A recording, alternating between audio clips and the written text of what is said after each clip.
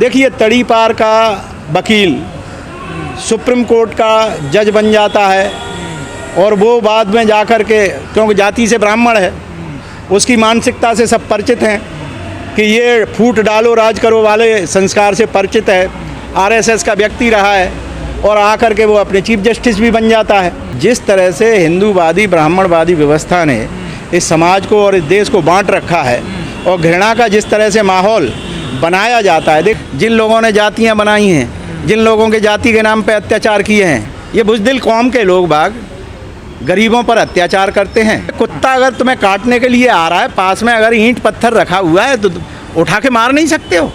अरे अपने बचाव के लिए कुछ तो करो। अरे इस देश को बर्बाद कर दिया इन ब्राह्मण और बनियों ने। जो आरक्षण पूरा नहीं हुआ, वो पूरा का पूरा आरक्षण, कभी उसकी सीटें तो खाली हुई नहीं, वो ब्राह्मण और बनिया के सिवा और किसी को मिला ही नहीं। छत्री तो बेचारा बीच में वैसे ही, इसलिए क्योंकि अज्ञान है। छत्री को इस बात का ज्ञान नहीं है कि उसे ठगा जाता है।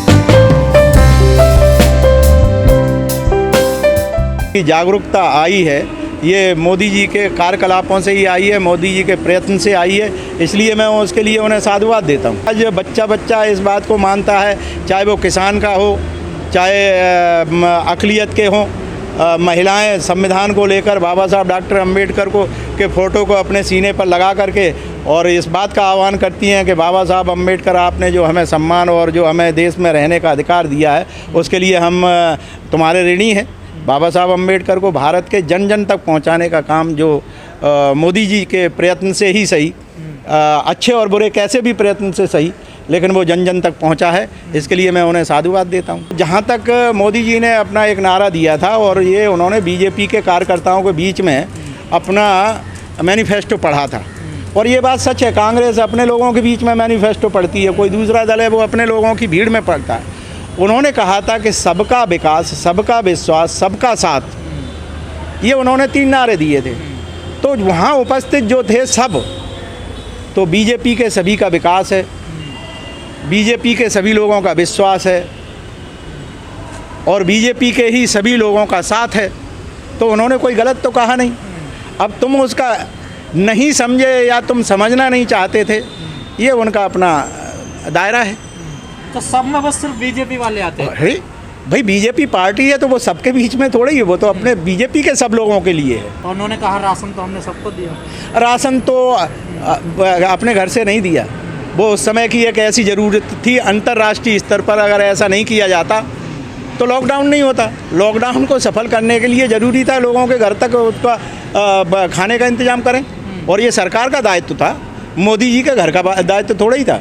और अगर कोई और सरकार होती वो भी करती है। सर, आप लोग आलोचना करते हैं सरकार की, खासकर प्रधानमंत्री जी की, पर आप लोगों के पास पिछले 8 साल से कोई काट नहीं है मोदी जी की। बिल्कुल, इसमें कोई दो राय नहीं है। जिस तरह से हिंदूवादी ब्राह्मणवादी व्यवस्था ने इस समाज को और इस देश को बांट रखा है और घृणा का जिस तरह से माहौल बनाया जाता है, देखिए एक माहौल बनाया गया। सबसे पहले गुजरात से आंदोलन शुरू हुआ, और वो आंदोलन क्या था कि दलितों को मारो पीटो, इन्हें अपमानित करो, इन्हें डराओ, और वो कांड हुए। ऊना कांड से शुरू हुआ। फिर यहाँ के शिक्षित लोगों को, बच्चों को कैसे हम हतोत्साहित करें, तो बेमुला कांड किया गया। बेमुला कांड में किसी को भी कोई सज़ा नहीं हुई, किसी के ऊपर कोई एक्शन नहीं हुआ, वीसी से लेकर किसी को भी, बल्कि उन्हें सबको पारितोषिक दिया गया। फिर 18 आते आते उन्होंने हिंदू मुस्लिम का बहुत बड़ा प्रोपेगेंडा खड़ा किया। अब देखा कि सरकार में हमने कुछ नहीं किया है, तो अनटचेबिलिटी एक्ट, देखिए तड़ी पार का वकील सुप्रीम कोर्ट का जज बन जाता है और वो बाद में जा कर के, क्योंकि जाति से ब्राह्मण है, उसकी मानसिकता से सब परिचित हैं कि ये फूट डालो राज करो वाले संस्कार से परिचित है, आरएसएस का व्यक्ति रहा है, और आकर के वो अपने चीफ जस्टिस भी बन जाता है और वो एक न्याय देता है अनटचेबिलिटी एक्ट के तहत उसे न्यूट्रलाइज करने के लिए। वो एक सोची समझी आरएसएस की चाल थी, सरकार उसमें मिली हुई थी, और उसमें जब उसको दिया जाता है, साथ में ही आरएसएस एक प्रोपेगेंडा करती है कि अब दलितों इकट्ठे हो जाओ, और 2 अप्रैल 18 को जो आंदोलन पूरे भारत में होता है, उसमें जिस तरह से बच्चों को मारा जाता है, जिस तरह से लोगों को अपमानित किया जाता है, लेकिन आरएसएस अंदर अंदर ओबीसी के लोगों में ये बात कहती है कि देखो अगर ये अनटचेबिलिटी एक्ट आ जाता तो तुम्हारे घरों में तुम लोगों के ऊपर राज करते, तुम्हारे ऊपर अत्याचार करते, हमने इसको न्यूट्रलाइज किया है और अगर ये दोबारा आया है तो तुम्हारा जीना हराम कर देगा, इसलिए इसे वोट मत देना। तो इसलिए जितनी भी शक्तियाँ थीं ओबीसी के, वो लोग जो जातिवादी मानसिकता के बीच में मनुवाद के पोषक हैं, वो उसमें इतने बह गए कि आप ईवीएम का नाम लो या कोई भी नाम लो और सत्ता में वो थम्पिंग मेजॉरिटी के साथ आ गए हैं। दलितों की आपने एट्रोसिटीज़ का जिक्र किया, दलित आखिर करे क्या? अगर किसी मंदिर का खंभा छू ले तो 60,000 का उस पर जुर्माना लगा दिया जाता है, तो आखिर दलित समाज करे क्या? देश छोड़ दे या कहीं दूसरे ग्रह में चले जाए? मैं अगर सच बताना चाहूँ, मेरे दिल से ये बात सही निकलती है। कुछ दिन पहले इस्लाम के ऊपर एक कटाक्ष किया था और उसको इतना मजाक का पात्र बना करके चले थे। जगदेव बाबू कुशवाहा एक विधायक हुआ करते थे बिहार में। उन्होंने एक बात कही थी कि पहले लोग आप पर हंसेंगे जब आप अपने संघर्ष को शुरू करेंगे, फिर जब आप उसके लिए तैयार हो जाएंगे तो फिर आपको मारेंगे, और जब आप और ताकतवर हो गए तो फिर वो आपका मर्डर करेंगे।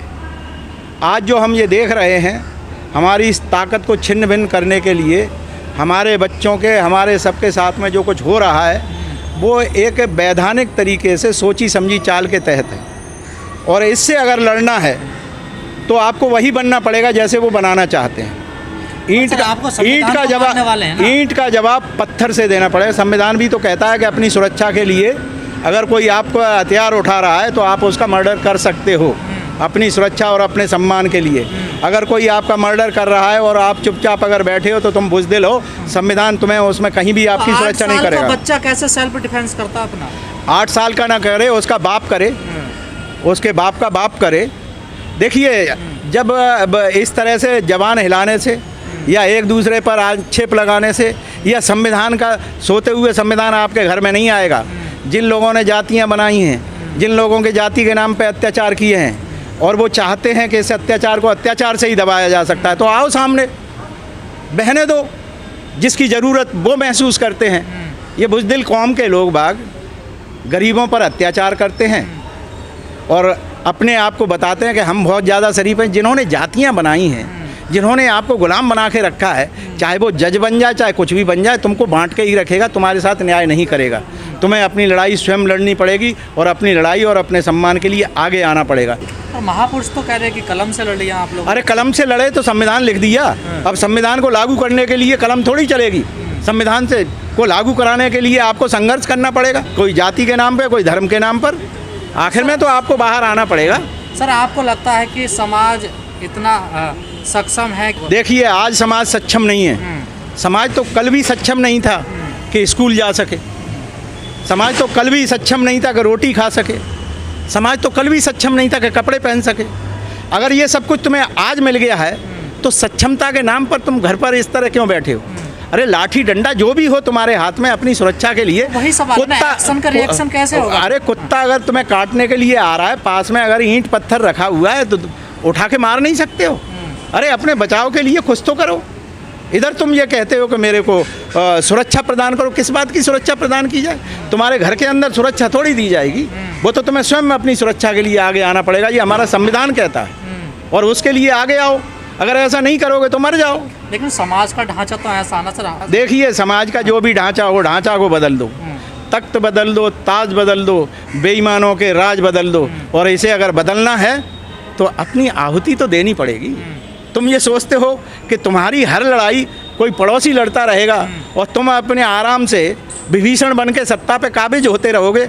अरे इन विभीषणों से भी अपने आप को छुटकारा दिलाओ और अपनी लड़ाई स्वयं लड़ने के लिए आगे आओ। इधर तुम ये भी चाहते हो कि हमें सुरक्षा प्रदान की जाए, इधर तुम ये भी चाहते हो कि हमें सम्मान मिले, इधर तुम ये भी चाहते हो कि हम सुख चैन से रहें। अपने आप को गुलामी की तरफ ले जाते हो तो फिर रहो ना वैसे। कौन मना कर रहा है? साहब, आप हमेशा न्यायपालिका को कटघरे में खड़े करते रहे हैं। EWS जो आरक्षण इन्होंने दिया है उस पर सुनवाई चल रही है, क्या लगता है आपको किस तरफ जाएगा वो फैसला? देखिए, उसका फैसला तो बेईमानों के हाथ में है, बेईमानी की तरफ जाएगा, ये बता दूँ। आप मुझे बताइए, EWS है कौन सा? जो EWS 8 लाख का सवर्ण व्यक्ति जिसको 8 लाख रुपए इनकम है साल की, वो अगर EWS में है तो 3 लाख और 6 लाख का ओबीसी का व्यक्ति किस में है? वो तो सब ईडब्ल्यूएस में है। तो ओबीसी के जो लोग बाग ईडब्ल्यूएस में, उन्हें भी शामिल किया जाना चाहिए। एक दायरा रखा जाना चाहिए पूरे भारत का कि ईडब्ल्यूएस इसे माना जाएगा जिसकी इनकम 8 लाख से कम है वो ईडब्ल्यूएस में है, या 3 लाख से कम है वो ईडब्ल्यूएस में है। और 3 लाख से कम वाला जो भी ब्राह्मण हो, जो भी क्षत्रिय हो, जो भी वैश्य हो, अरे इस देश को बर्बाद कर दिया इन ब्राह्मण और बनियों ने। आप कह रहे हो कि कब तक ईडब्ल्यूएस ये ईडब्ल्यूएस के लोग नहीं हैं, ये वो लोग हैं जो इस देश की सत्ता में काबिज होने के लिए किसी भी तरह का 70 साल से जो आरक्षण पूरा नहीं हुआ, वो पूरा का पूरा आरक्षण कभी उसकी सीटें तो खाली हुई नहीं, वो ब्राह्मण और बनिया के सिवा और किसी को मिला ही नहीं। छत्री तो बेचारा बीच में वैसे ही, इसलिए क्योंकि अज्ञान है। छत्री को इस बात का ज्ञान नहीं है कि उसे ठगा जाता है, उसको सिर्फ बेवकूफ़ बनाया जाता है। जो बेंच सुनवाई कर रही है जिसमें 5 जज है ना, उसमें कोई एससी है ना ओबीसी है, तो उम्मीद है आपको कुछ? देखिए, इस देश में आज की व्यवस्था में तो न्याय व्यवस्था से भरोसा नहीं किया जा सकता। जो राम मंदिर को कल्पना के तौर पे बना सकती है, जो भावनात्मक और उस तरीके से जिस तरह के न्याय दिए जा सकते हैं, जिस तरह से ये न्यायपालिका लागू कर सकती है लेटरल एंट्री, उस न्यायपालिका से भरोसा नहीं किया जा सकता। अब न्याय से भरोसा हट जाना चाहिए लोगों को। न्याय के काबिल है नहीं। एडवोकेट्स तो कह रहे हैं सारे कि ये तो असंवैधानिक है, संविधान में कोई इसका वही नहीं है, प्रावधान नहीं है। लेकिन हमारे न्यायाधीश तो बैठे हुए हैं ना, वो तो सरकार के प्रति जवाबदेह हैं, वो तुम्हारे संविधान के प्रति जवाबदेह हैं कहाँ? और अगर इसका सही न्याय आ गया, इस देश का बहुत बड़ा परिवर्तन होगा, इस देश में बहुत बड़ी क्रांति होगी। फिर अगर सही न्याय आ गया इस देश में, फिर अमीर और गरीब के बीच की लड़ाई शुरू होगी। बहुत शोषण हो गया, जातिवादी शोषण बहुत हो गया। जातिवादी शक्तियों को अब समझ लेना चाहिए, जिन्होंने जातियों को बना करके शोषण किया है, अब वो खतरे के अंदर हैं।